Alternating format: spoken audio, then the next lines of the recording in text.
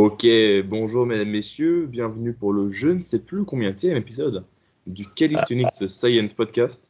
Mais le plus important, c'est que ça va être le premier de cette nouvelle série qu'on est en train de faire qui consiste en le fait de traiter un mouvement par vidéo ou une thématique particulière. Aujourd'hui, on va commencer très classiquement par les tractions. Donc aujourd'hui, on s'est prévu différents chapitres. On va traiter tout ça de A à Z. On va passer par apprendre ses premières tractions, passer de 0 à 5. Donc quand on est débutant, ensuite quand on est intermédiaire, comment faire pour continuer à progresser. On va parler de l'utilité que ça a de faire des tractions, donc dans le transfert que ça a sur d'autres mouvements, comment les utiliser pour l'hypertrophie, comment les utiliser quand on est plutôt un street lifter, et ensuite différentes méthodes, différentes applications pour programmer votre entraînement de traction. Bonjour Alexandre. Bien le bonjour. Donc pour signaler l'épisode, on est à l'épisode 36. C'est vrai qu'on n'a pas pris le temps de se mettre à jour, même si ça fait que 2 semaines. Maintenant, on va essayer de sortir un épisode toutes les 2 semaines et garder ce rythme avec ce nouveau type de format qui, j'espère, va vous plaire, hein. Et comme Morgane l'a mentionné, il y a plein de sujets super intéressants parce que la traction, c'est pas juste être en bas et en haut de la barre. Il y a plein d'autres particularités. Et on va essayer d'être le plus complet possible, tout en étant quand même assez synthétique, parce qu'on pourrait parler une journée entière de ce sujet, je pense. Let's go. Allez, on va aller dans l'ordre de la table de matière. Donc, on va commencer sur comment apprendre sa première traction. Donc, les prérequis, qui peut apprendre ces tractions, et certaines méthodes pour les apprendre. Donc, Morgane, tu peux nous dire comment est-ce que tu coaches tes premières tractions ou qui devrait se lancer sur ses premières tractions?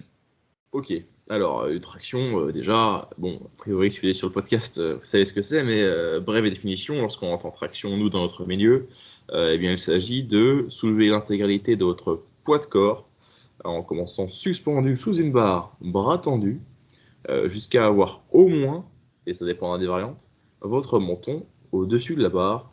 On peut les faire avec différentes prises, que ce soit en pronation, donc avec la paume de main away from you, donc c'est-à-dire face à vous, c'est-à-dire pas en direction de vous, je veux dire, avec les paumes de main qui sont en direction du devant.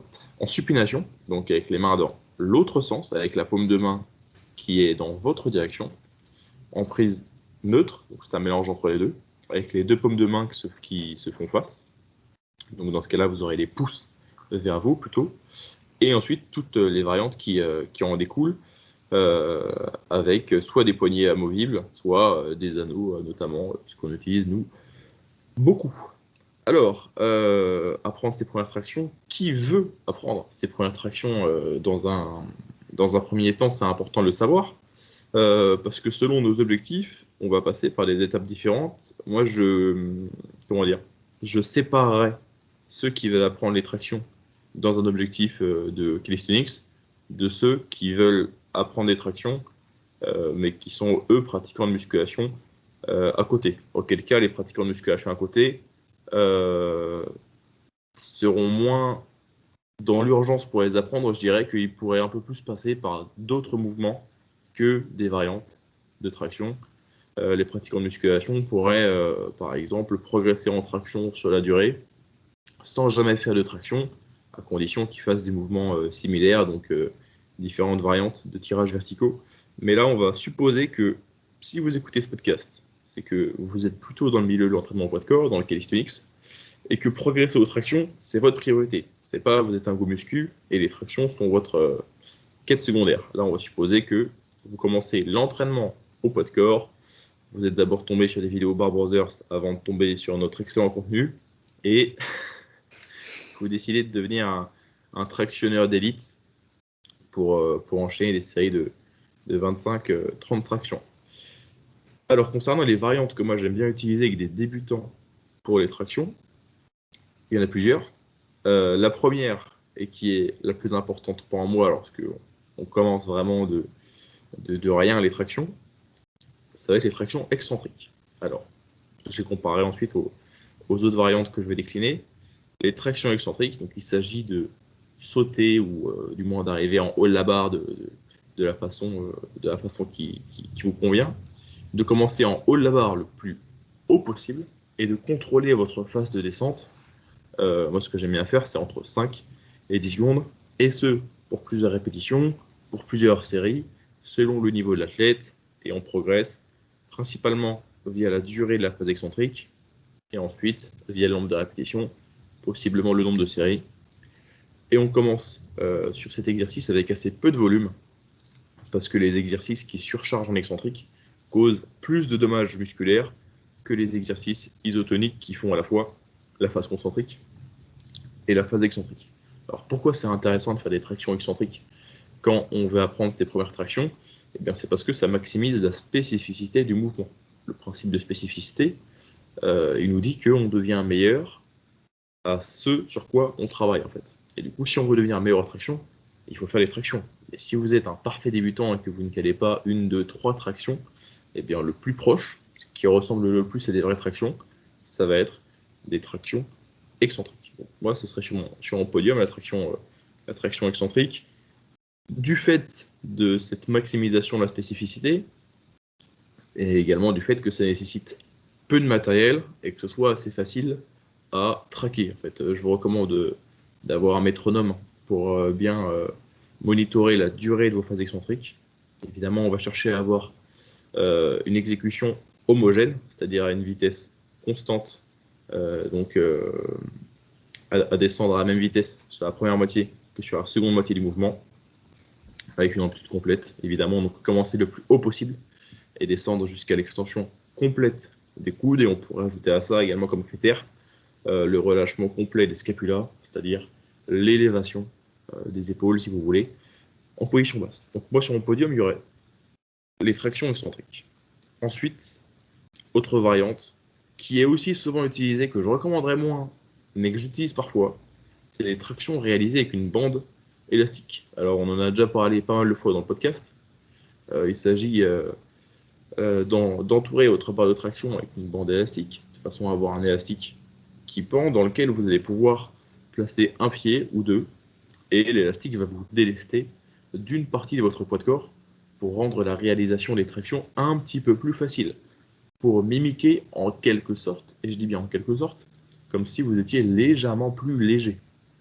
Mais j'ai un petit souci avec les tractions à la bande élastique, c'est que l'aide que vous procure une bande élastique n'est pas linéaire. C'est-à-dire que la bande élastique va beaucoup plus vous aider en position basse du mouvement, donc lorsque vous démarrez le mouvement, qu'en position haute.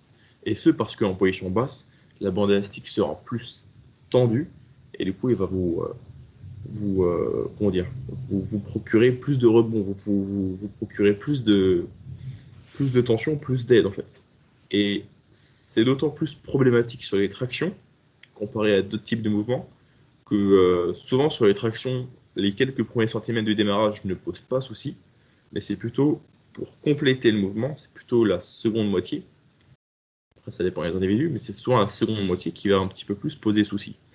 Et souvent, on arrive à s'en sortir sur la seconde moitié si on a créé suffisamment d'énergie, si on a été suffisamment explosif sur la première moitié du mouvement. Et du coup, on a ce combo de les tractions, c'est déjà, entre guillemets, plutôt simple en position basse. Et en plus de ça, la bande élastique nous aide plus en position basse qu'en position haute. Ce qui fait qu'on se retrouve avec un mouvement très facile en bas et exponentiellement plus dur en position haute. Cependant, je vous ai dit que les tractions à la bande élastique, je les utilisais toujours avec des débutants parce que faire uniquement des tractions excentriques, c'est chiant. Franchement, c'est chiant. C'est chiant, c'est dur. On se rend compte qu'on est faible. Les tractions à la bande élastique, c'est beaucoup plus ludique que des tractions excentriques. Ce qui ne veut pas dire que j'utilise que les tractions à bande élastique, bien au contraire. Mais sur 2 séances dans la semaine, assez souvent, je programme une séance de traction excentrique et une séance de traction réalisée avec des bandes élastiques. Si j'ai 3 séances par semaine avec ce client-là, je mettrais plutôt 2 séances excentriques et une séance assistée avec une bande élastique. Et par contre, auquel cas, s'il s'entraîne 3 fois par semaine, mais on y reviendra avec la programmation, je surveillerai le volume au début et surtout l'espace, donc le nombre de jours entre les 2 séances d'excentrique. Je le répète, l'excentrique est un petit peu plus traumatisant musculairement que des mouvements isotoniques, donc d'excentrique, concentrique. Donc ça, c'est mes 2 variantes entre guillemets favorites, avec en top position les tractions excentriques.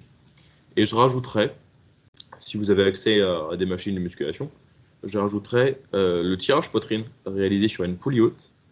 L'avantage avec ce mouvement, c'est que vous allez pouvoir charger souvent à 5 kg près, donc vous allez pouvoir trouver une intensité qui correspond parfaitement à votre niveau de force actuel, et ça va vous permettre de travailler le mouvement sur une fourchette de répétition assez haute, d'autant plus que, je crois qu'on en avait déjà parlé dans des podcasts précédents, les débutants font leur meilleur gain de force à des intensités plus basses que les avancés.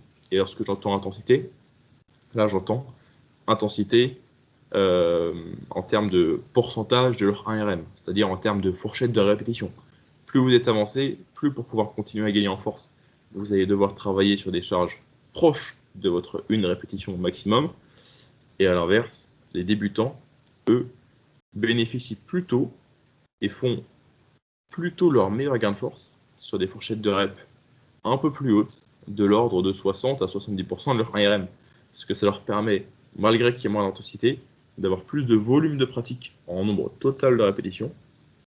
D'autant plus que c'est une fourchette de répétition un petit peu plus optimale, si on peut utiliser le terme, pour l'hypertrophie, et que les débutants vont ainsi pouvoir gagner beaucoup de masse musculaire, ce qui va, sur la durée, on en parle tout le temps, résulter en des gains de force. Mais surtout, ce qui est bien avec le tirage poitrine, en ajustant l'intensité aux besoins de l'individu, c'est que ça ne met pas en échec, qu'il peut progresser par petits incréments, et que du coup, il peut sélectionner une intensité lui permettant de faire ses meilleurs gains de force, malgré que ce soit une variante moins spécifique que les tractions à la bande élastique, et encore moins spécifique que les tractions excentriques. Voilà, je laisse la parole à mon co-hôte du podcast, Alexandre Androwski. Parfait, parfait. J'espère que je ne peux pas trop. Je viens d'avoir quelques frises juste avant, pendant tes dernières phrases. Donc je vais quand même m'exprimer. On va voir si sur le rendu ça ira bien. Donc globalement, je suis vraiment d'accord avec tout ce que tu as dit là, avec l'excentrique en number one. Le petit souci, c'est que parfois, tout le monde n'est pas capable de faire l'excentrique. Ouais, la connexion interrompue.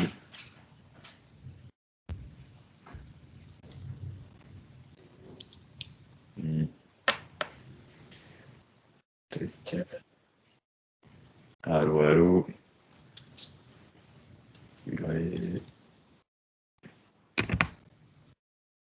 Je vois en saccadé. Ça a l'air de fonctionner. Qui est Alexandre, est-ce que tu m'entends, Morgan? Et oui, je t'entends, Alexandre. Ouais, là je suis avec vous. Ok, parfait, on va reprendre là où je m'en étais arrêté. Donc, je disais que j'étais vraiment d'accord avec tout ce que Morgan avait dit. Que l'excentrique, c'était vraiment extrêmement intéressant pour ceux qui veulent l'apprendre rapidement. Parce que l'objectif, quand on n'arrive pas à faire une traction, c'est d'arriver à en faire au moins 2 ou 3, en fait. Pas seulement une, pour pouvoir les utiliser. Parce que si on arrive finalement à en faire qu'une, ça va être assez dur à mettre dans son programme, et puis on sera toujours à des intensités très élevées, alors que comme Morgan l'a dit vers la fin, il faut utiliser des intensités qu'on maîtrise bien. Et le fait de rajouter de l'excentrique en général, pour si vous avez un minimum de base, c'est une intensité que vous allez pouvoir soutenir si vous arrivez à rester en haut et contrôler la descente. Pour les personnes qui n'arrivent pas à rester en haut du mouvement, ce que j'ai pu observer, ou alors par exemple Morgan a dit qu'il fallait sauter. En général, certaines personnes sautent, n'arrivent pas à tenir, donc parfois il faut mieux se placer déjà assez haut, vraiment arriver et commencer le mouvement là sans devoir sauter, parce que si on saute, on va créer du balancement et puis on aura les jambes qui plient. Donc ça va être important d'être à l'aise, confortable en haut. Certaines personnes vont devoir travailler que la partie même isométrique pour pouvoir se renforcer là-dedans. Mais s'il y a un problème pour juste rester en haut, c'est souvent qu'il y a un problème de manque de masse musculaire ou de mauvaise composition corporelle.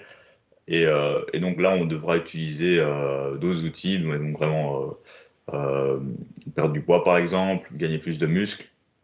Et donc pour ce faire, on pourra utiliser d'autres exercices que de la technique. Parce que comme on l'a dit, c'est l'exercice le plus spécifique. mais on pourrait partir de moins de spécificité pour monter vers plus de spécificité si vous n'êtes pas capable de tenir l'excentrique. Donc, par exemple, commencer avec du tirage horizontal, du ring row ou des tractions australiennes, en réussissant à bien traquer la variable. Donc, par exemple, être sûr que l'anneau est bien vertical et placer ses hanches sous l'anneau. Donc, ou alors commencer les hanches sous l'anneau et tirer les anneaux d'un côté. Voilà, il faut essayer d'avoir des repères assez objectifs et comme ça, vous allez pouvoir travailler en plus que 5 répétitions pour construire du muscle. Les débutants vont nécessiter une intensité assez faible, mais on peut travailler entre 5 et 10 répétitions sans problème pour créer assez de muscles et sur des mouvements qui sont un peu plus intenses et par la suite même monter vos fourchettes de répétition lorsque vous êtes plus à l'aise.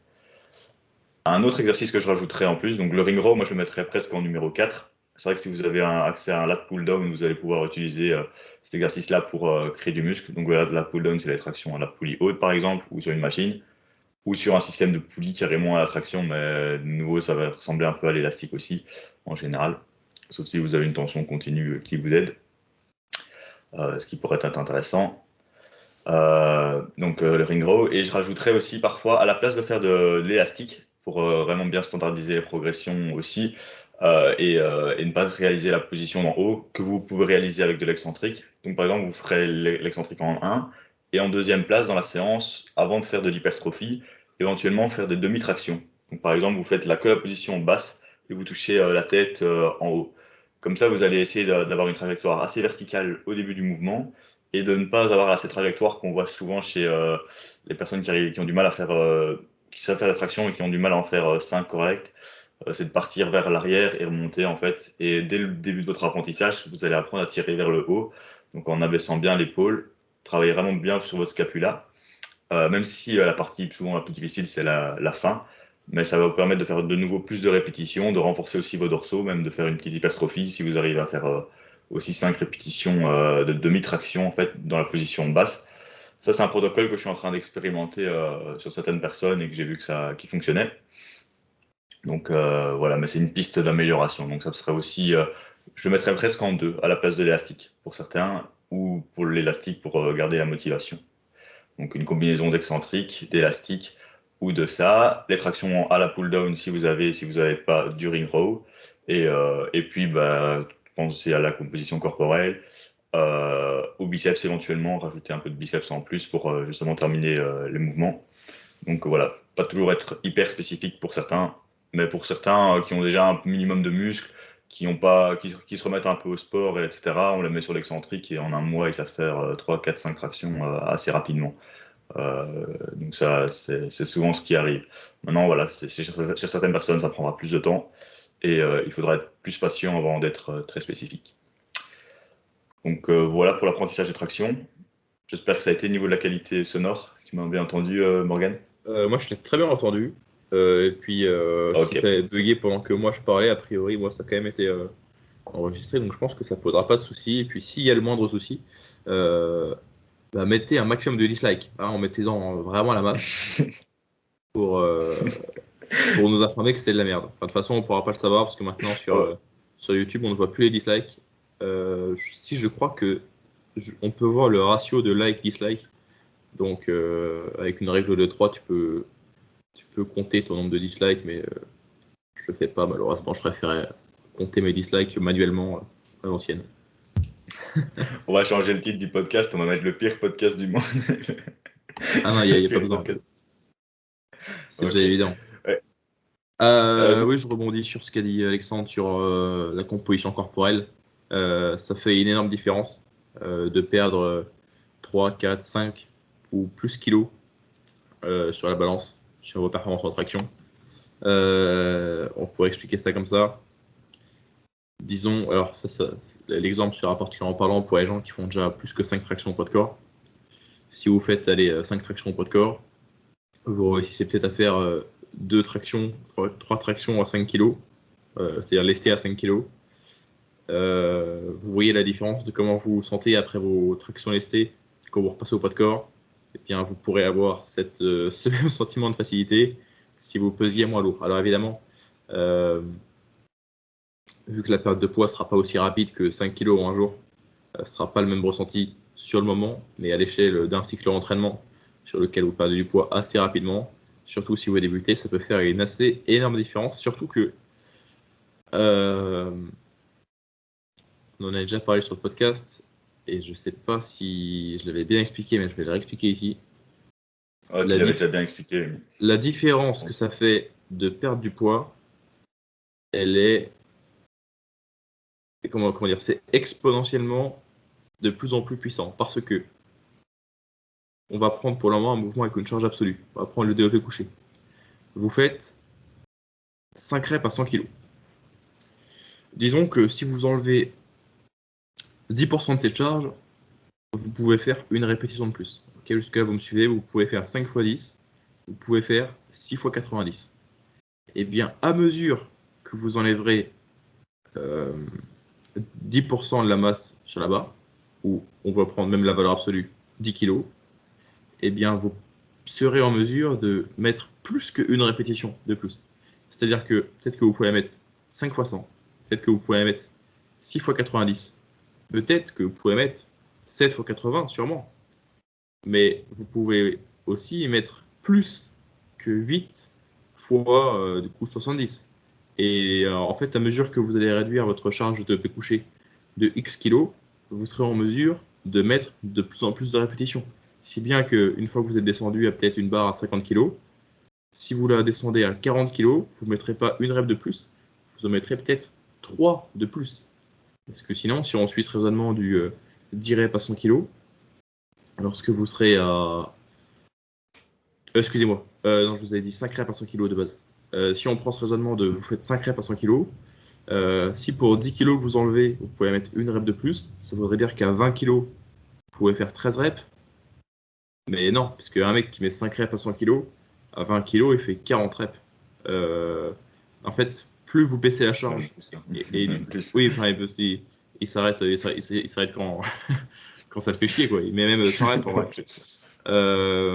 En fait, plus vous allez perdre du poids, bon, là, dans mon exemple, plus vous allez enlever du poids sur votre barre, mais pour les tractions, plus vous allez perdre du poids, plus ça va être efficace en fait. Donc la différence que va avoir un individu, disons un mec qui fait 1m80 pour 100 kg, il va avoir une bonne amélioration sur ses perfs en traction s'il passe de 100 à 95, mais il va avoir un encore meilleur effet s'il passe de 95 à 90, et un encore meilleur effet s'il passe de 90 à 85 en fait.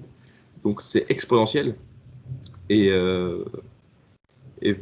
certainement que presque tout le monde bénéficierait de perdre encore un tout petit peu de poids, parce que même si vous êtes déjà assez sec et que vous êtes, disons, timide sur la perte de poids, parce que vous vous dites que peut-être que ça va entamer vos performances et tout, certainement que il y a encore quelque chose à gratter là-dessus, même si vous serez peut-être un peu moins en forme si vous êtes à un taux de body fat plus bas, mais tant que c'est pas un taux de body fat extrêmement bas, il y a des chances que la perte de poids surpasse en fait le potentiel, la potentielle perte de force absolue.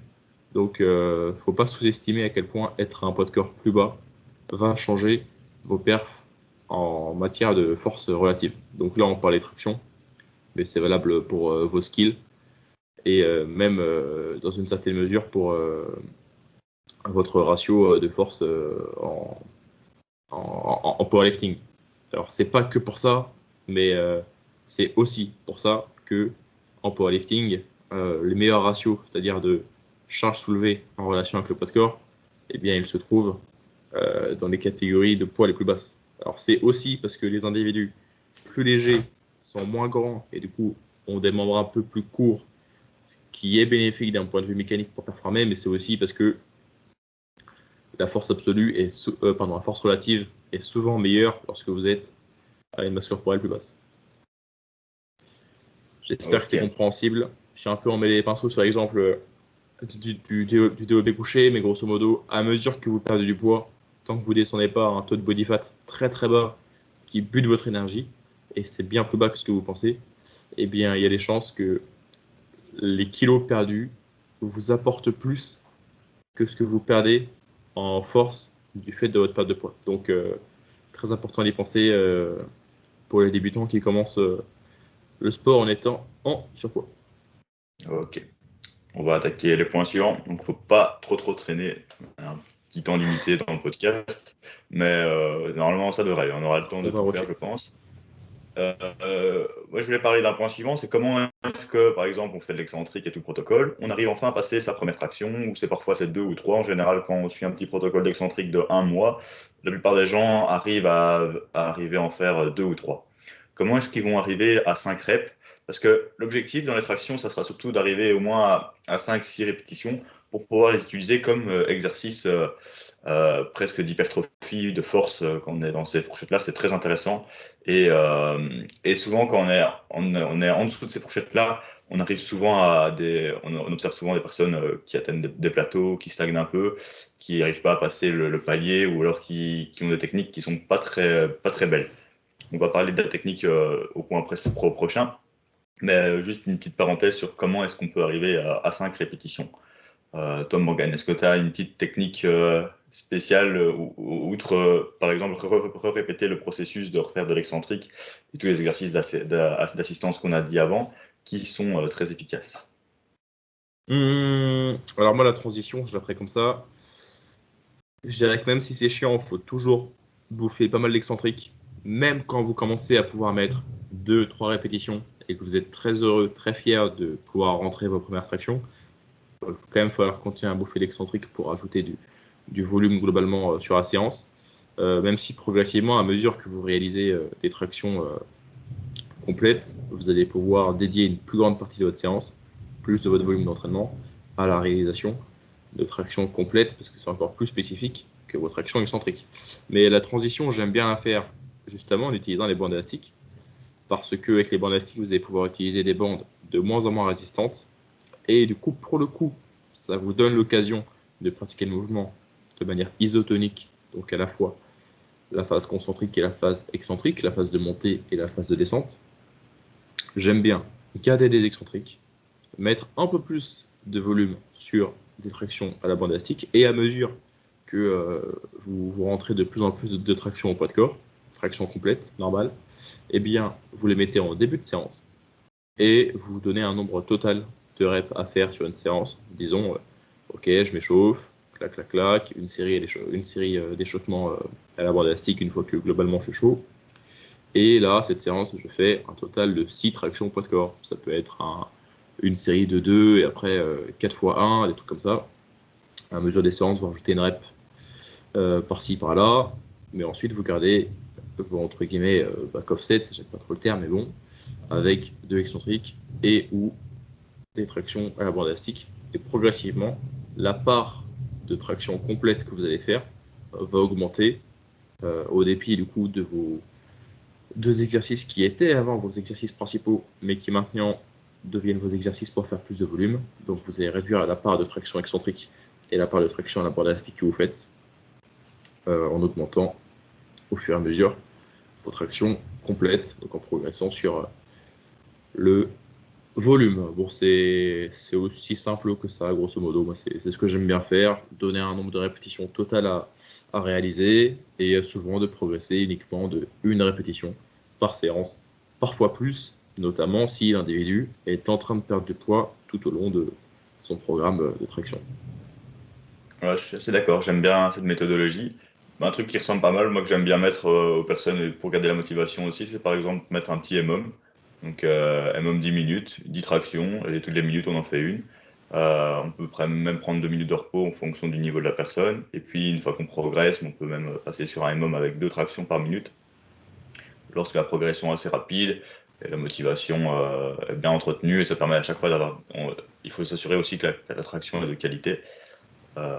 Donc ouais, le MOM, et comme tu disais, des mini Giant Set plutôt que faire un MOM avec un temps imposé.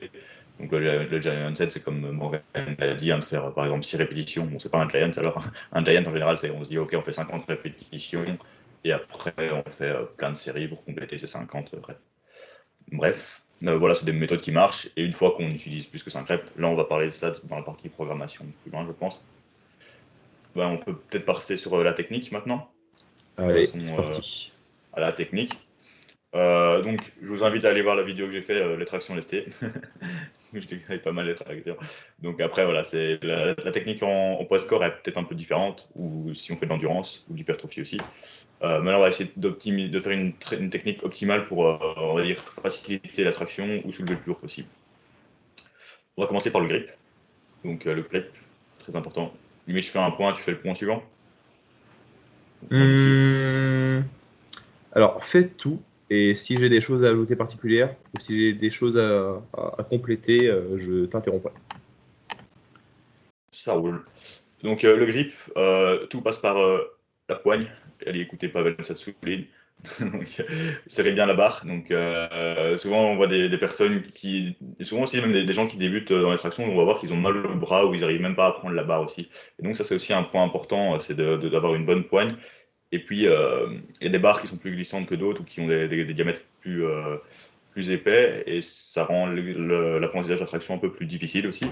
Mais pas d'excuse, il faut s'entraîner à serrer la barre à mort et si vous vous entraînez sur une barre plus glissante ou plus épaisse, ben, ça va se transférer assez positivement sur une autre barre par exemple.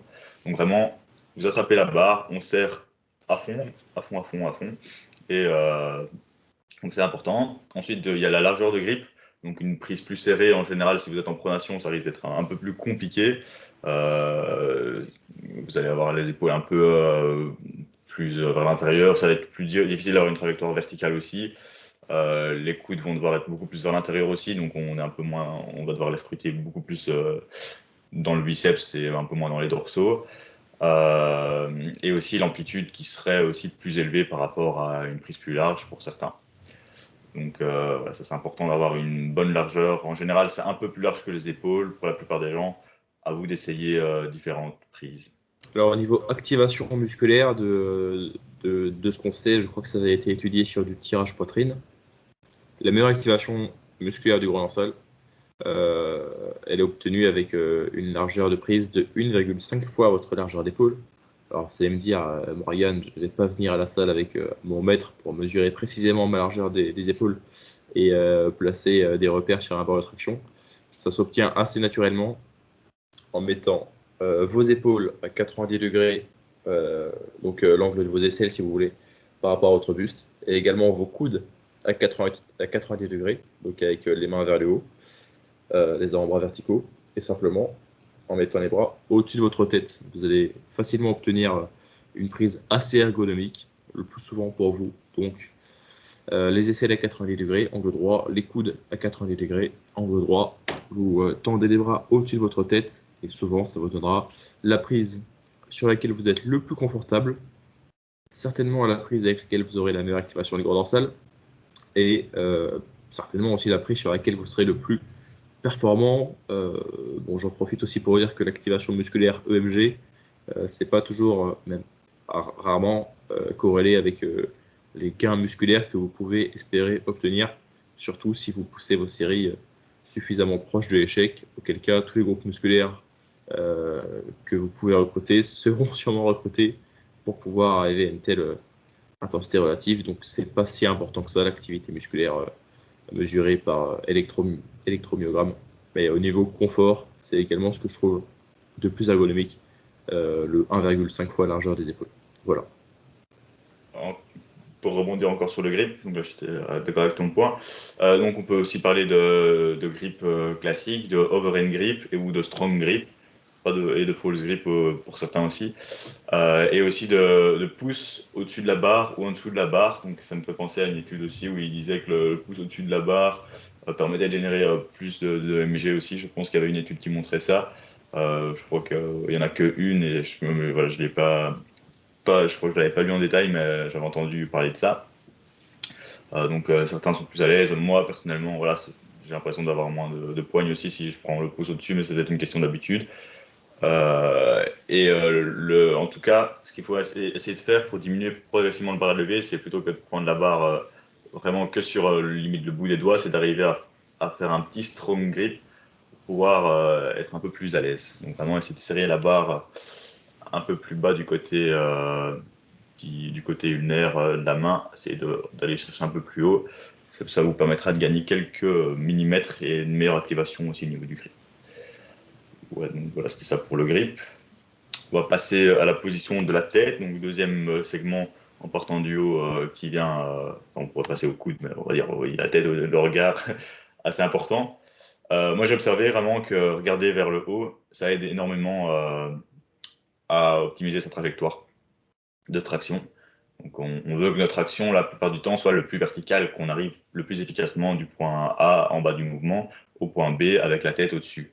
Parce que la tête, lorsqu'on fait une compétition ou qu'on veut essayer de valider des reps en efficacité, ça dépendra, on verra dans les objectifs après.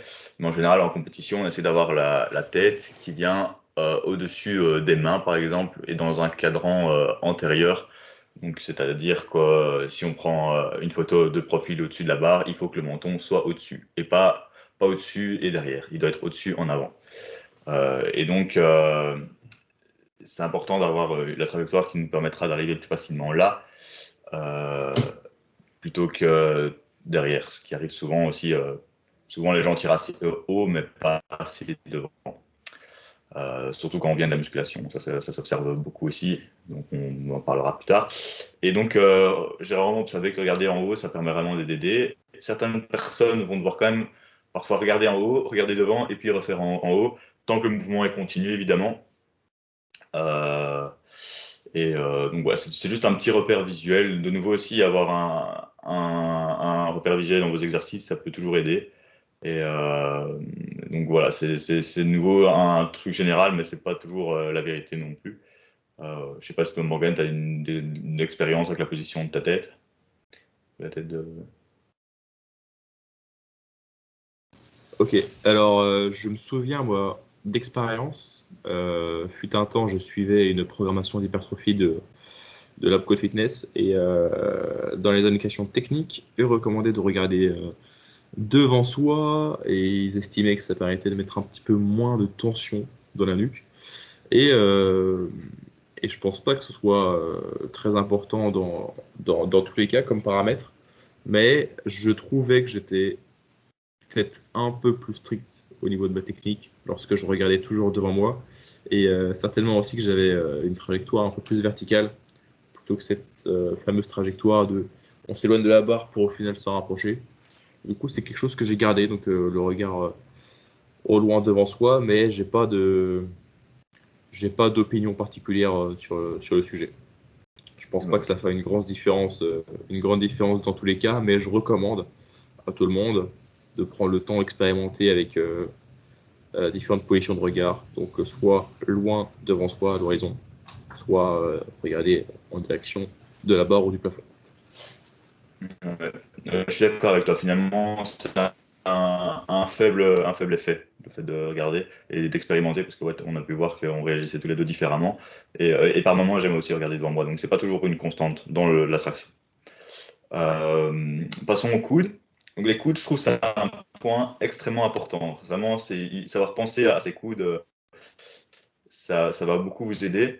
En musculation, on a pu toujours entendre coude vers l'extérieur, coude derrière le dos, pour optimiser le grand dorsal. Limite, en street lifting, là, pour soulever le plus lourd possible, pour pouvoir de nouveau réussir à terminer sa répétition, ça va être important de les placer de la bonne manière.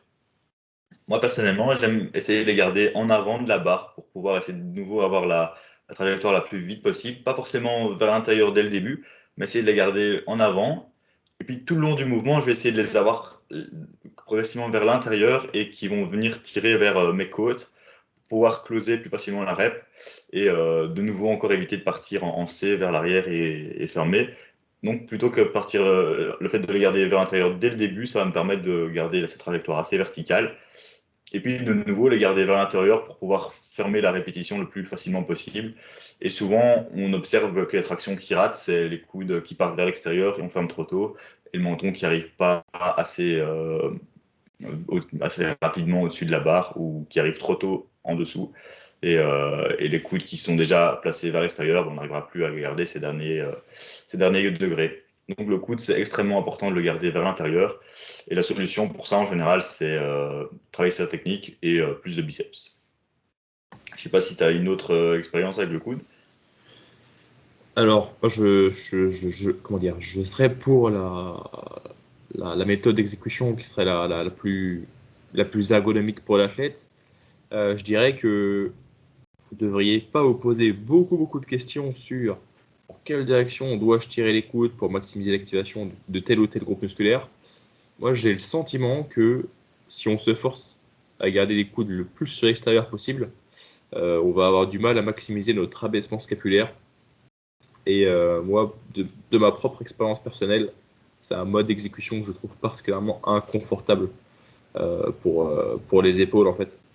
Parce qu'on se retrouve dans une position où on a les coudes presque en arrière du corps, c'est-à-dire qu'on part presque comme si on avait fait un tirage nuque, une traction nuque, tout en ayant les épaules encore un petit peu en élévation. Donc je trouve ça particulièrement awkward, entre guillemets.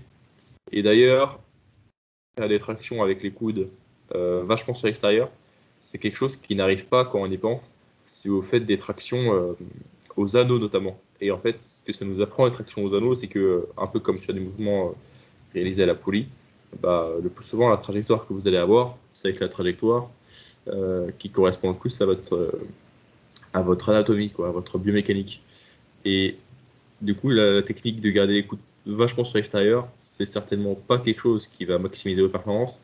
Et c'est certainement pas aussi une trajectoire qui sera la plus confortable pour vous. Parce que si vous observez ce que vous feriez si vous étiez sur des anneaux, notamment sur les anneaux qui sont attachés assez haut, donc avec des straps assez longues, donc avec beaucoup de degrés de liberté, eh bien vous observerez que c'est pas naturel de tractionner avec les coudes vachement larges. Et c'est un peu la même chose qu'on observe si on compare un développé couché à la barre et un développé couché aux haltères. Le développé couché aux haltères, il aura tendance à être réalisé avec les coudes un peu plus proches du corps que le développé à la barre, parce qu'au développé à la barre, on peut prendre un petit peu plus large, c'est-à-dire avec les mains souvent plus larges que notre écartement des coudes, c'est-à-dire que nos coudes seront plus proches du corps que les mains, si vous voyez ce que je veux dire. Et ça, c'est faisable à la barre, et c'est moins faisable aux haltères, parce que sinon, en fait, les haltères chercheraient à vous faire réaliser une rotation externe d'épaule qui ne serait pas anatomique du tout, quoi, en fait, qui ne serait même pas optimale niveau performance. Donc, il y a un peu ce parallèle à faire entre le DC à la barre, DC haltère et traction à la barre, traction anneau. Il y a un mode d'exécution à la barre, une technique d'exécution à la barre aussi spéciale qui ne serait pas réalisable aux anneaux et certainement pas ce que votre corps a envie de vous faire faire. Et même anecdotiquement, ce qui est marrant de voir aussi, c'est que les tractions avec une prise très large et du coup avec les coudes très sur l'extérieur, donc en étant plus sur de l'adduction d'épaule que de l'extension d'épaule, si on doit catégoriser, c'est plutôt un mode d'exécution utilisé pour l'endurance, qui a pour but de réduire l'amplitude en fait, en cherchant à maximiser le rebond, le réflexe myotatique, donc le combo de on réduit l'amplitude au max et on cherche à optimiser le réflexe myotatique, parce que vu qu'on est sur de l'endurance, il y a par définition des reps à faire, alors qu'un single en force, commencez par la phase concentrique en traction. Ça fait que c'est un mode d'exécution qui peut être bénéfique si votre unique objectif est l'endurance. Alors que ce qu'on observe chez les streetlifters, donc chez les gens qui doivent réaliser uniquement une rep, donc en commençant dans un dead stop bien souvent, eh bien c'est qu'ils prennent une prise un peu plus serrée, au contraire, pour chercher à recruter un maximum de groupe musculaire possible. Donc de faire rentrer dans l'équation un peu plus les fléchisseurs du coude. Donc personnellement, niveau largeur de prise et niveau placement des coudes, je recommande de faire ce qui est le plus confortable pour vous. Et je pense que se forcer à avoir les coudes sur l'extérieur, c'est pas bénéfique pour votre confort, ni même pour votre activation musculaire.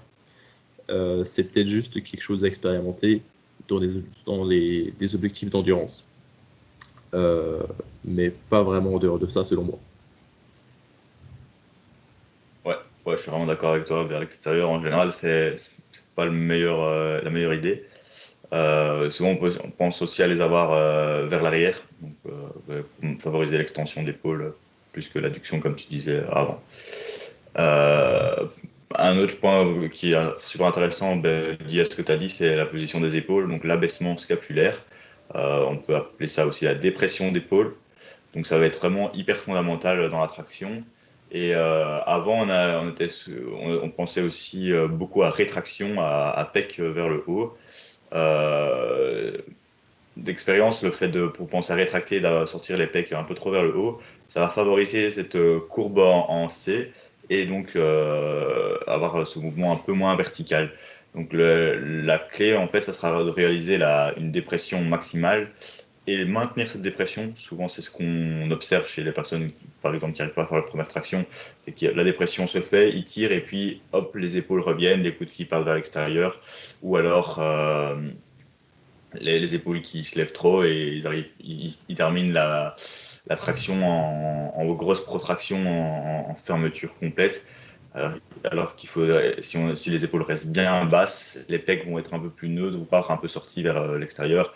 L'amplitude sera plus haute aussi, on aura plus de facilité à terminer la répétition. Donc vraiment, la dépression, c'est vraiment un élément extrêmement important à maintenir et c'est souvent ce qui pêche, quoi. Donc c'est facile à dire et c'est dur à la conserver lors de charges assez lourdes. Mais c'est vraiment un point très clé extrêmement important à prendre en compte. Ok. Ensuite, Ensuite, oui, ensuite au dans ton chapitre, t'as mis pec, abdos, ouais, fesses, jambes. Non, ça va aller assez vite le reste. le membre inférieur en fait. Donc vraiment, le membre inférieur, l'idée c'est de garder de la tension pour pouvoir. Il y a plusieurs intérêts à le faire. Donc moi je dirais le premier avantage c'est de standardiser sa progression en fait. C'est que si on a les genoux un peu pliés, donc parfois vous n'aurez pas le choix en fonction de la hauteur de barre, ou alors ce qui arrive souvent c'est qu'on va compenser donc avec des genoux un peu pliés, un petit keeping, et puis ça va, vers la fin de traction, vous allez ramener vos genoux un peu vers l'avant ou faire une extension du genou, ou alors même justement les tirer vers l'arrière, et ça va créer beaucoup de momentum à chaque fois. Et, euh, et ce qui va faire, c'est qu'une séance, vous allez kicker un peu moins, une séance, vous allez kicker plus, et donc vous n'allez pas savoir si vous avez progressé grâce au kick-up ou grâce au kicking ou pas. Et en plus, bah, ça ne sera pas valide en compétition. Donc vraiment standardiser ça. Un autre point, ça sera les activations, hein. Donc, serrer plus vos fesses et vos abdos. Ça vous permettra de nouveau aussi d'avoir une bonne trajectoire en général. Ensuite, ça peut permettre aussi d'activer vos grands dorsaux un peu mieux, de bien serrer garder les poings entre vos jambes pour éviter que le poids balance. Et, donc, voilà, c'est vraiment le point assez important. Je ne sais pas si tu veux Hmm. rajouter quelque chose sur Ouais, moi, le bas. Bien. grosso modo, ma recommandation, c'est jambes tendues, donc les genoux aussi verrouillés que possible. Alors, pas avec une énorme tension, on ne cherche pas à cramper les quadriceps, mais jambes tendues avec un peu de tension dedans, jambes serrées également pour tenir le poids ou simplement, alors presque pour des raisons esthétiques, mais grosso modo pour créer de la tension dans tout le corps, particulièrement si ensuite on se va faire des muscle-up. Donc jambes tendues, serrées et fesses serrées. Et grosso modo, ouais, surtout, le truc c'est si vous tendez vos genoux, c'est déjà un point sur lequel vous allez pouvoir moins tricher. Parce que, oui, comme a dit Alexandre, ce qu'on voit souvent sur la fin d'une traction, c'est soit de la flexion de genou pour temporairement se délester de la jambe. Alors, anatomiquement, la jambe, c'est tout ce qui est en dessous du genou, hein, alors que la cuisse, c'est entre les hanches et le genou. Donc, temporairement, une extension de genou ou une flexion de genou, ça va vous délester de la jambe, donc de tibia, pied, tout ça. Et grosso modo, si vous gardez les genoux tendus, les jambes serrées, ce sera déjà un facteur sur lequel vous allez pouvoir moins tricher. C'est ok d'avoir un tout petit peu de flexion de hanche sur la dernière rep de votre série pour gratter les derniers degrés en haut là de flexion de coude, surtout sur les chin-up anecdotiquement, mais c'est quelque chose à réduire au maximum. Donc en fait le combo jambes serrées, jambes tendues, fesses serrées, ça va vous assurer de rester vraiment sur une forme de corps assez tendue, de réduire la triche via le délestage de la jambe et de réduire la triche via la flexion de hanche excessive que vous auriez peut-être sur la fin de vos répétitions parce que en serrant les fesses, ça va un petit peu verrouiller votre extension de hanche. Donc c'est ça ma recommandation. Jambes serrées, tendues et fesses serrées. Ouais. Moi, un truc que j'aime bien avec les jambes aussi, enfin, que j'observe, c'est que parfois les jambes restent vers l'arrière. Donc, les jambes sont tendues, mais dès le début du mouvement, on voit le talon qui part un peu en arrière. Et donc, on voit que la traction se fait, les épaules partent vers l'arrière, mais le poids aussi. Et puis, du coup, on retrouve cette trajectoire de C. Donc, parfois, ce que je dis, c'est vraiment bien garder les fesses serrées et avancer légèrement, penser plus à amener les jambes en avant. Pour autant que les jambes sont tendues, limite, c'est penser à amener les poids vers l'avant pour pouvoir garder une trajectoire assez verticale. Donc, le corps va être uniforme parce que le tronc va quand même s'incliner un peu, même si on essaie d'avoir une bonne trajectoire verticale. Et il y aura une légère flexion de hanche, mais ça va suivre l'axe du tronc. Donc elle va passer inaperçue, mais au moins, si on pense à avoir les poids un peu vers l'avant, ça permet de garder cette trajectoire correctement. Donc c'est un truc que j'observe souvent. Donc il nous reste plus beaucoup de temps, on va essayer de passer vite sur la fin. Je vais retarder un petit peu le truc que je t'avais dit, hein, donc j'essaie qu'on termine au moins ce qu'on voulait dire. Maintenant, on va essayer de parler peut-être des nuances, les tractions pour le poids de corps, l'endurance. Là, je pense qu'on a déjà fait un peu le tour. Les tractions lestées, les tractions pour l'hypertrophie, et un peu de programmation assez basique sur la traction. Alors, on commence par quoi? On commence Commence sur les par, tractions. par la programmation sur le poids de corps. Ok. Ok, alors grosso modo, bon là, les chapitres qu'on s'est fait, bon, on a mis PDC, lesté, hypertrophie, endurance. On pourrait même séparer ça en juste force, endurance, hypertrophie. Pour du poids de corps, donc on va considérer comme de l'endurance.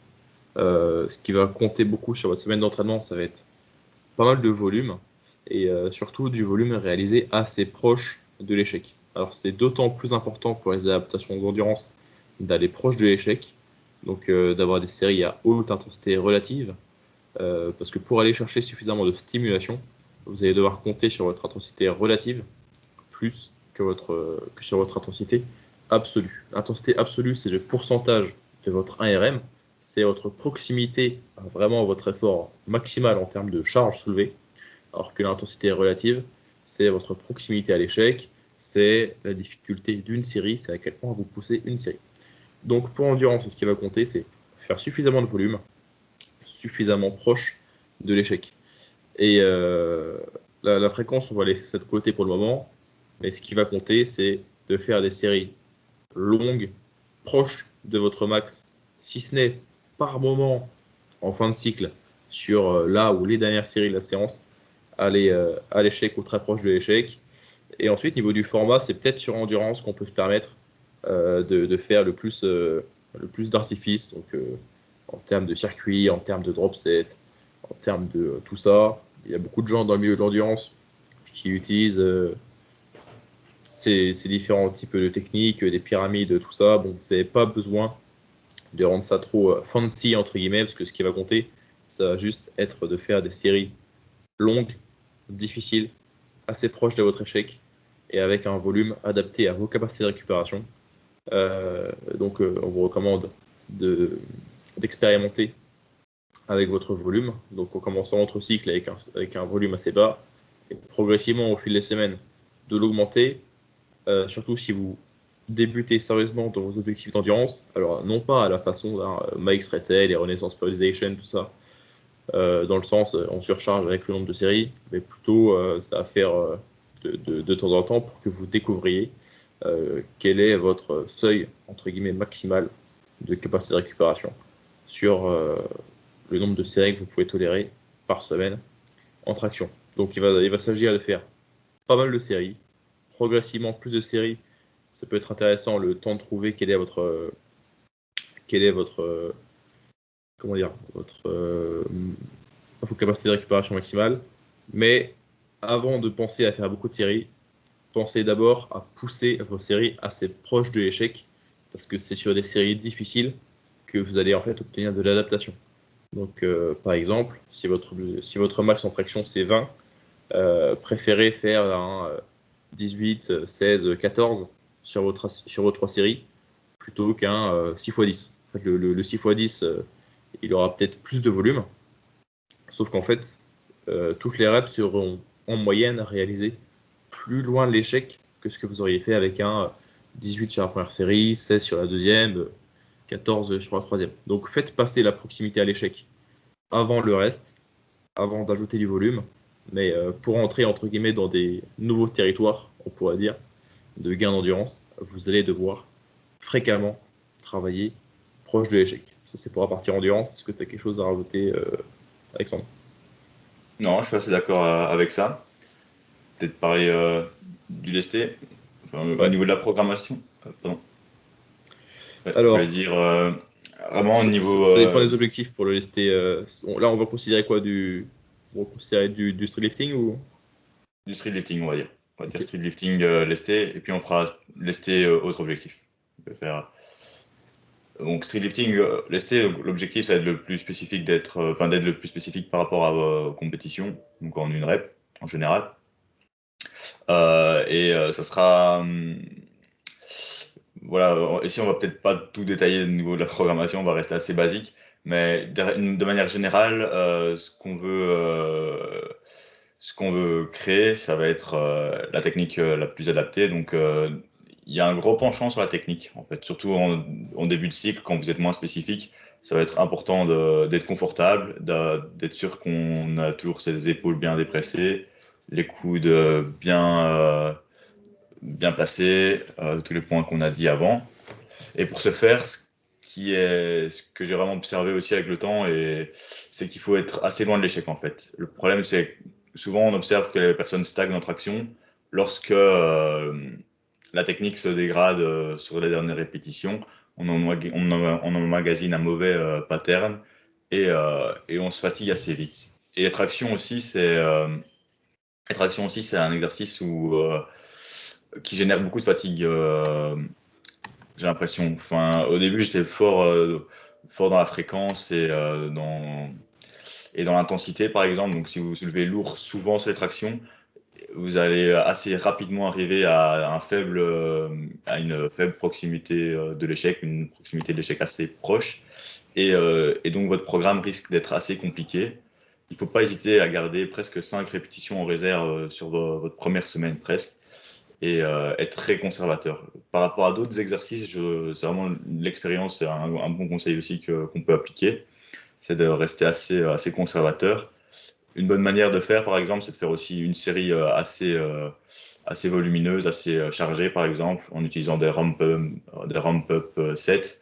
Donc, par exemple, vous faites 3 reps, vous allez monter à, à 3 reps lourdes, par exemple, et ensuite vous terminez par soit de la même charge en faisant que des singles, avec 2 reps en moins pour avoir une meilleure distance de l'échec, ou alors des back-up sets un peu plus légers.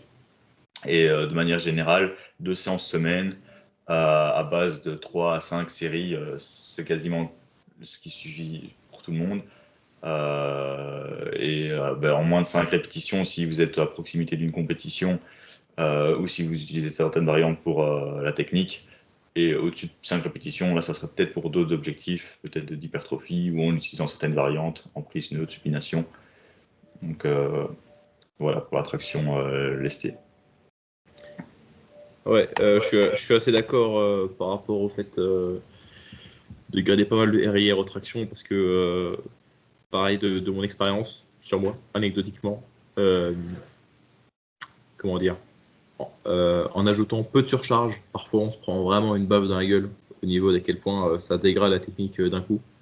Donc, dans le doute, mieux vaut commencer son cycle de façon très conservatrice, de surcharger lentement mais sciemment, plutôt que de devoir faire le cowboy bien trop rapidement, et de finir en troisième semaine du cycle avec des charges déjà trop lourdes pour ce qu'on peut tolérer techniquement correctement, et de voir ensuite recommencer un peu plus bas, c'est assez frustrant. Et ça, c'est sûrement lié au fait que mécaniquement, comme je le disais plus tôt dans le podcast, votre succès sur la position haute dépend vachement d'à quel point vous avez pu créer la vitesse sur la première moitié du mouvement. Et du coup, si la hausse de charge fait que ça réduit considérablement votre vitesse sur la première moitié, vous aurez plus cette inertie pour pouvoir vous mener jusqu'au haut de la rep. Donc, soyez très progressif dans votre surcharge sur les tractions lestées, surtout sur les singles, les doublés, les triplés, etc. Et ça devrait bien se passer. Faites pas trop les cowboys. C'est ça. C'est ça. Maintenant, on peut utiliser aussi le lesté pour d'autres objectifs. Donc, on peut rebondir sur l'hypertrophie et puis je te laisserai peut-être parler de variantes. Pour l'hypertrophie, en fait, tout ce qu'on a dit sur la technique peut s'appliquer ici. Juste sur la partie haute du mouvement, on n'est pas obligé d'aller chercher à terminer la répétition, ce qui va créer beaucoup de fatigue aussi. Par exemple, sur le biceps, qu'on veut limiter en général quand on utilise les tractions, c'est surtout pour travailler beaucoup plus sur le dorsal. Donc, on va plutôt scinder le mouvement en muscles travaillés plutôt qu'en mouvement, en fait. Donc, la traction lestée, on va l'utiliser pour les tractions lestées ou les tractions en streetlifting. En hypertrophie, on va plus utiliser la traction pour le dorsal, par exemple. Et donc, on va essayer d'imiter cette flexion de coude en haut du mouvement, mais on va quand même chercher à essayer d'avoir les coudes le plus loin derrière pour avoir le plus d'extension possible, de bien standardiser la progression et de travailler en fourchette de répétition un peu plus haute. Et on pourrait se focaliser sur rajouter certaines variantes comme du tempo, si besoin, c'est pas forcément toujours nécessaire. Donc c'est un peu la nuance à apporter avec l'hypertrophie. Alors pour la partie amplitude, oui, c'est vrai que sûrement que ce qui est le plus productif, c'est la première moitié ou les 2-3 premiers tiers. Parce qu'on sait désormais que sur un mouvement pour l'hypertrophie, le plus productif, c'est un peu plus l'amplitude d'étirement que l'amplitude de contraction. Il y avait notamment des études sur ça, sur le leg extension, qui étaient réalisées en amplitude partielle, soit les 30 degrés où les quadrilles étaient les plus étirés, soit les 30 degrés où les quadrilles étaient les plus contractés. Et ce qui est le plus hypertrophique, globalement, c'est les mouvements à tension d'étirement. Je ne sais pas trop le terme, mais tout le monde capte ce que je veux dire via cette terminologie. Donc, c'est vrai que certainement que sur les tractions, le plus productif, c'est la première moitié de la répétition. Après, moi, j'aime bien quand même pour l'hypertrophie, faire des répétitions complètes. Tant que je peux, en début de série, être explosif et faire même des chest to bar, mais au moins le menton au-dessus de la barre. Simplement parce que comme ça standardise ma technique. C'est plus facile à traquer que là, j'ai fait 45% de la rep, peut-être qu'après j'ai fait 42% d'amplitude, après peut-être que j'ai fait 60%. Je trouve que c'est plus facile de traquer, plus facile à standardiser, lorsque on cherche à faire le plus d'amplitude possible. Après, même si c'est vrai que malgré mon billet pour l'amplitude complète sur tous les mouvements, le plus productif, ou du moins le plus rentable en termes de distance parcourue par rapport au gain que vous allez obtenir, c'est sûrement la première moitié du mouvement, donc plutôt la phase d'étirement. Voilà. On va finir sur un dernier petit mot sur les variations. Ouais, à la limite, moi, je vais peut-être, je sais pas si je quitte l'appel, si c'est en quitte l'enregistrement ou pas. Tu sais quoi, tu peux juste te fuir, c'est-à-dire tu te mutes et je vais conclure le podcast. Ouais, je me mute et je quitte la caméra. Comme ça, tu peux terminer à l'aise parce que je pense qu'il y a encore quelques trucs à dire sur la programmation et la variation, etc. Yes. Et comme ça, voilà, je te fais confiance pour la suite. J'espère que vous aucune avez aimé ce embrouille. podcast et je vous laisse en de bonne compagnie avec notre hôte principale, Morgane.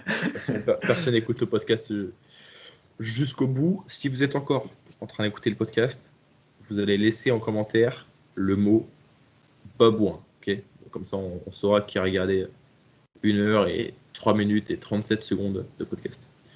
Alors, un dernier petit mot sur la variation, parce que brièvement, on en avait parlé, parce que j'ai expliqué ce qu'était une traction, j'ai brièvement parlé des prises, pronation, supination, neutre, même si ça peut se décliner en plus de choses que ça. Alors, on va parler des variations selon l'objectif, en fait. Il faut savoir qu'en compétition de streetlifting, donc en compétition de force, le plus souvent, il nous est demandé de réaliser une traction en pronation, donc la prise où vos paumes ne sont pas dans votre direction, la prise où les paumes sont qui pointent devant vous, dirons-nous. De plus en plus maintenant sur les compétitions de streetlifting, on est autorisé également de choisir si on fait notre traction en pronation ou en supination. Après, si vous êtes compétiteur, quelque chose que je vous recommande également, c'est de vous renseigner sur l'épaisseur des barres que vous aurez en compétition. De mémoire, le plus souvent, c'est sur du 32 ou du 34 mm, mais ça vaut la peine de demander aux organisateurs sur quelle barre vous allez réaliser votre performance, de façon à maximiser votre spécificité à l'entraînement pour ne pas vous faire surprendre le jour de la compétition. Et donc ça, c'est pour la partie street lifting. Vous allez être limité à ces 2 grips-là, et encore limité, le terme est un peu strict. Pour endurance aussi, ce qui est surtout important là, dans le concept de variation, si on parle de largeur de prise, tout ça, c'est que pour l'hypertrophie, donc si votre objectif est la prise de masse musculaire, eh bien n'hésitez pas à jouer sur des anneaux, sur des poignées amovibles, à varier vos prises sur vos différentes séances sur la semaine. Vous allez avoir plus intérêt à ça. Alors, c'est pas, comment dire, le paramètre, le principe d'entraînement le plus important de la variation. Mais quelques petits avantages, ça va être 1.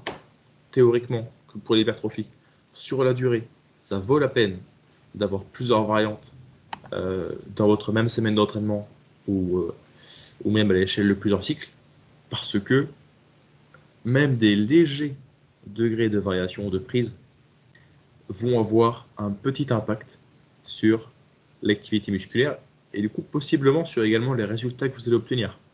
Alors j'ai pas de données sur ça, sur les tractions, mais je sais que ça a été prouvé, ça a été mis en avant, mis en valeur, que sur des extensions mollets, selon si vous placez votre poids plutôt sur votre hallux, donc sur le gros orteil, ou plutôt sur votre petit orteil, eh bien l'activation des mollets est différente. Vous activiez plutôt un vaste ou un autre des gastronémiens. Donc possiblement que, ça vous donne une indication, que utiliser différentes variantes de traction peut vous permettre de maximiser l'hypertrophie, donc le stimulus de prise de muscle de votre entraînement. Deuxième raison pour laquelle pour l'hypertrophie aussi on peut chercher à utiliser différentes variantes, c'est que ça va nous permettre de limiter notre risque de blessure sur la durée. En effet, si on y pense, si vous réalisez toujours la même variante, vous allez certes toujours stresser votre masse musculaire de la même façon, et c'est pas vraiment un souci, mais vous allez toujours stresser vos articulations de la même façon. Un mouvement avec la même trajectoire, la même largeur de prise, le même équipement, ça va porter les mêmes contraintes sur les mêmes tissus encore et encore. Et c'est possiblement un facteur contribuant qui explique pourquoi les powerlifters se blessent un petit peu plus que les bodybuilders.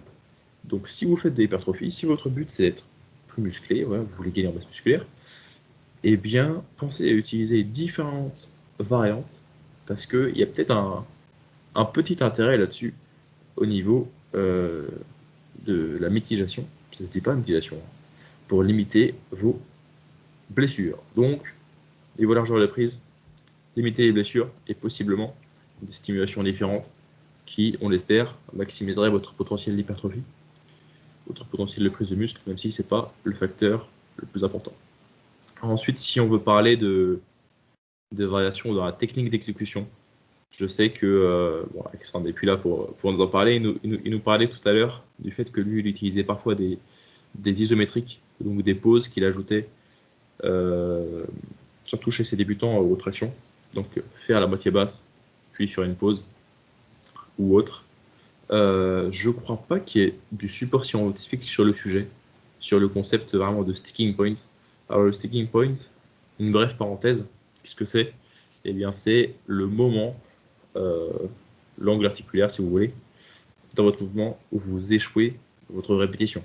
Donc le sticking point, par exemple au squat, c'est quelques degrés au-dessus de la parallèle, souvent.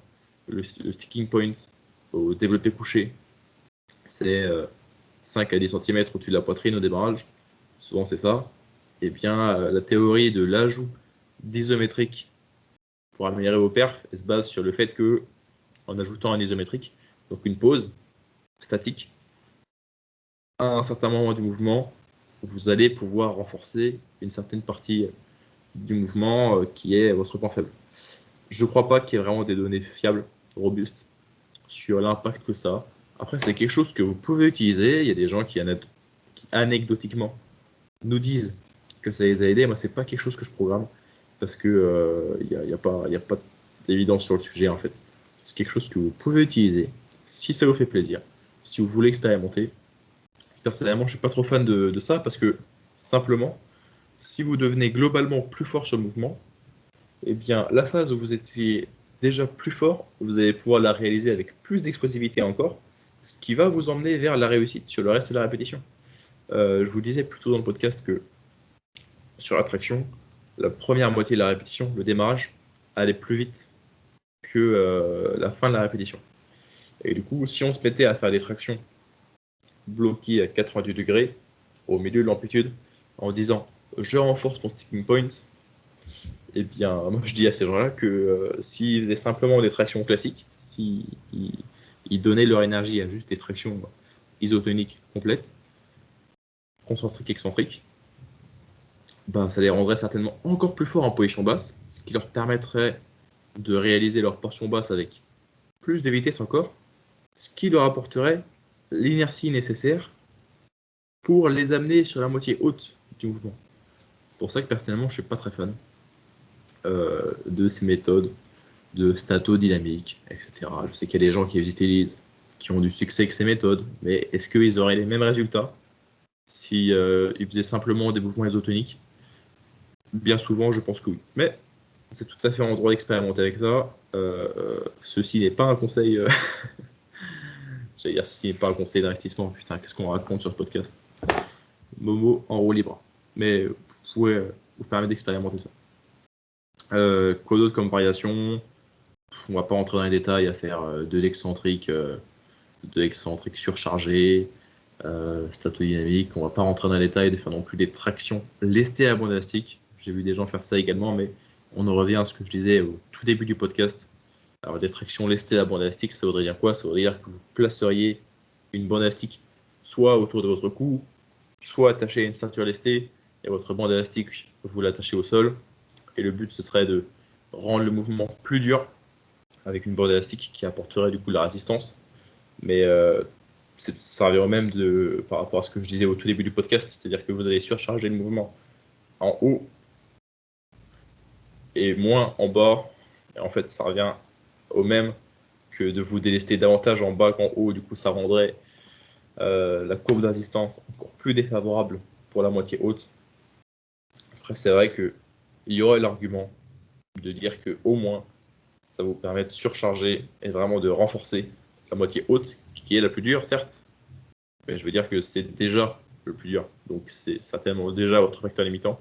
Donc, cette amplitude musculaire-là est déjà certainement suffisamment bien stimulée. Donc, je ne suis pas très fan de toutes ces techniques un petit peu fancy. Un dernier petit mot sur l'équipement. Le choix de votre ceinture lestée va être un petit peu moins important que pour les dips, je dirais, parce que grosso modo, vous allez manipuler des charges un petit peu moins lourdes aux tractions qu'aux dips. Si vous êtes un individu normal, donc 90% des gens se lèvent plus en dips qu'en traction en moyenne. Là, plutôt une parenthèse sur les bandes de tirage. Les bandes de tirage, je les recommande pas trop parce que je trouve que ça prend pas mal de temps à mettre en place et que ça fait un petit peu perdre en ressenti sur la barre. Moi, je vous recommanderais plutôt l'utilisation de magnésie, qu'elles sont en poudre, donc ce qu'utilisent les gymnastes et les grimpeurs, les pratiquants d'escalade. Et pensez également à prendre de la magnésie liquide qui se fait de plus en plus. Vous en trouvez chez Decathlon, chez différents sites de compléments alimentaires. Ça prend peu de place dans votre sac d'entraînement, c'est économique et ça vous permettra de faire en sorte que le grip ne soit pas votre facteur limitant. Eh bien, je crois qu'on vous a tout dit, plutôt que j'ai fini par tout vous dire, vu que je suis le seul survivant du podcast, sur les tractions. On vous remercie d'avoir regardé jusqu'au bout. C'était l'épisode 36, quelque chose comme ça. On espère que le concept vous a plu et on va continuer cette série sur d'autres mouvements, peut-être que squat, dips, pompe, handstand push-up. Faut que je consulte Alexandre, mais comme vous le savez, je suis nutritionniste, donc on espère pouvoir vous faire des épisodes également sur la nutrition et pas que sur les mouvements basiques de calisthenics, même si c'est le concept principal du podcast. Merci de nous avoir suivis jusqu'au bout.